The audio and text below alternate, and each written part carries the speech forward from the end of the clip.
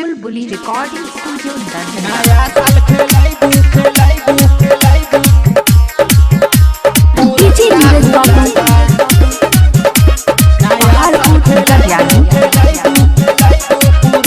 नया साल खेलाइबू पूरन का भूला जा नया साल खेलाइबू पूरन का भूला जा आ तू बनबू मम्मी तो हम बन पापा आ घरे घरे हमनी के चर्चा हो खाता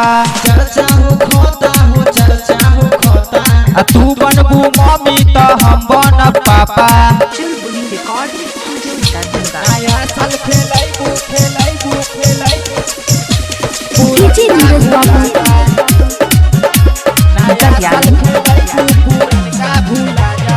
दुआरा पे माइक लागी सोहर गवाई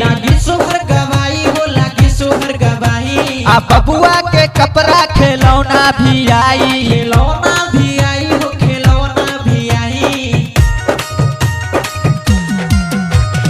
दुआरा पे माइक लागी सोहर गवाई बबुआ के कपड़ा खिलौना भी आई वही हरि कीर्तन होई जगराता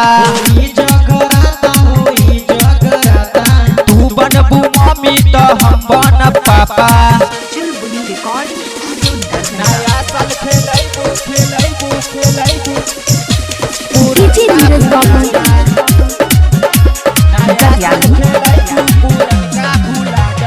पवन रमेश जी के भइल बा पाता शंभू शराबी जी बड़ा शरमाता